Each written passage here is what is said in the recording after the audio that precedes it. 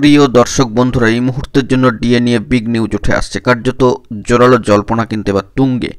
বাজেটে ডিএ ঘোষণার সম্ভাবনায় এইমাত্র বড় খবর এবং সেই নিয়ে কিন্তু জোর চর্চা শুরু হয়ে গিয়েছে। উঠে আসছে আর্জেন্ট তথ্য। কোনো রকম ইন্ট্রো না দিয়ে আমরা মূল খবরে চলে যাব। বন্ধুরা, অবশ্যই উল্লেখ করা প্রয়োজন যে গত বছর বাজেটে 4% ডিএ বৃদ্ধির ঘোষণা কিন্তু হয়ে গিয়েছিল। আগামী 10ই ফেব্রুয়ারি থেকে শুরু হবে রাজ্য বিধানসভার বাজেট অধিবেশন 2025 সালের ক্ষেত্রে। অবশ্যই বাজেট পেশ হবে 12ই ফেব্রুয়ারি 2025। এবারেও তার পুনরাবৃত্তি হতে পারে বলে মনে করছেন অনেকেই।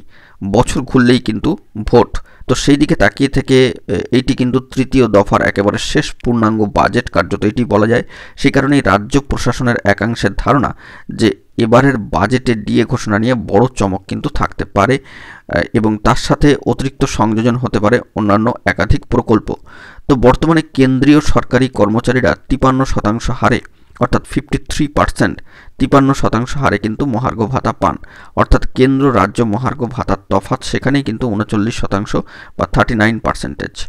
তো সেই দিক থেকে কেন্দ্র সরকার অষ্টম পে কমিশন অনুমোদন করেছে, যা 2026 সালের 1 জানুয়ারি থেকে লাগু হওয়ার কথা বা বাস্তবায়িত হওয়ার কথা। বলা বাহুল্য, অষ্টম পে কমিশন বাস্তবায়িত হলে কেন্দ্র রাজ্য সরকারি কর্মচারীদের বেতন কাঠামোর মধ্যে বিস্তর ফারাক কিন্তু চলে আসতে পারে। কারণ বাংলায় সপ্তম পে কমিশন এখনও কিন্তু ঘোষণা করা হয়নি। তো এই নিয়ে সর্বোচ্চ ন্যায়ালয় সুপ্রিম কোর্টে ডিএ সংক্রান্ত বিষয়ে কিন্তু মামলা চলছে এবং রাজ্য কর্মচারী মহলে এবার একটা কৌতূহল তৈরি হয়েছে যে তাদের মহার্ঘ ভাতার ভবিষ্যৎ কী। তো সেই দিক থেকে দাঁড়িয়ে অবশ্যই এই যে রাজ্য বাজেট অধিবেশন পেশ হতে চলেছে সেটি কিন্তু পাখির চোখ হতে পারে। তো দেখা যাক, সেরকম একটি সম্ভাবনাময় খবর উঠে আসলো। অবশ্যই আরও একবার জানিয়ে রাখি যে বাজেটে ডিএ ঘোষণা করা নিয়ে কার্যত এবার কিন্তু একটা জোর জল্পনা বা সম্ভাবনার খবরকে সামনে রেখে কিন্তু জোর জল্পনা শুরু হয়ে গিয়েছে, কর্মচারীরা আশা করছেন। তবে এই বিষয়ে কবে শিলমোহর পড়বে সেটাই এখন দেখার বিষয়।